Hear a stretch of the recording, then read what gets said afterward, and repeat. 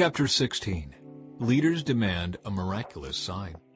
One day the Pharisees and Sadducees came to test Jesus, demanding that he show them a miraculous sign from heaven to prove his authority. He replied, "You know the saying, 'Red sky at night' means fair weather tomorrow. Red sky in the morning means foul weather all day. You know how to interpret the weather signs in the sky, but you don't know how to interpret the signs of the times." Only an evil, adulterous generation would demand a miraculous sign. But the only sign I will give them is the sign of the prophet Jonah. Then Jesus left them and went away. Yeast of the Pharisees and Sadducees. Later, after they crossed to the other side of the lake, the disciples discovered they had forgotten to bring any bread. "Watch out," Jesus warned them. "Beware of the yeast of the Pharisees and Sadducees." At this, they began to argue with each other because they hadn't brought any bread.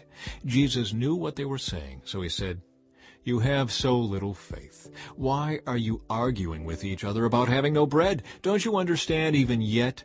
Don't you remember the 5,000 I fed with 5 loaves and the baskets of leftovers you picked up? Or the 4,000 I fed with 7 loaves and the large baskets of leftovers you picked up? Why can't you understand that I'm not talking about bread? So again I say, beware of the yeast of the Pharisees and Sadducees." Then, at last, they understood that he wasn't speaking about the yeast in bread, but about the deceptive teaching of the Pharisees and Sadducees. Peter's declaration about Jesus. When Jesus came to the region of Caesarea Philippi, he asked his disciples, "Who do people say that the Son of Man is?" "Well," they replied, "some say John the Baptist, some say Elijah, and others say Jeremiah or one of the other prophets." Then he asked them, "But who do you say I am?" Simon Peter answered, "You are the Messiah, the Son of the living God." Jesus replied, "You are blessed, Simon, son of John, because my Father in heaven has revealed this to you. You did not learn this from any human being. Now I say to you that you are Peter, which means rock. And upon this rock I will build my church, and all the powers of hell will not conquer it.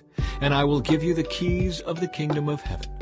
Whatever you forbid on earth will be forbidden in heaven, and whatever you permit on earth will be permitted in heaven."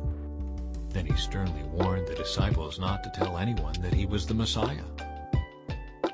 Jesus predicts his death. From then on, Jesus began to tell his disciples plainly that it was necessary for him to go to Jerusalem, and that he would suffer many terrible things at the hands of the elders, the leading priests, and the teachers of religious law. He would be killed, but on the 3rd day he would be raised from the dead.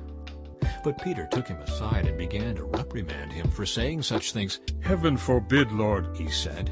"This will never happen to you." Jesus turned to Peter and said, "Get away from me, Satan. You are a dangerous trap to me. You are seeing things merely from a human point of view, not from God's." Then Jesus said to his disciples, "If any of you wants to be my follower, you must turn from your selfish ways, take up your cross, and follow me. If you try to hang on to your life, you will lose it. But if you give up your life for my sake, you will save it.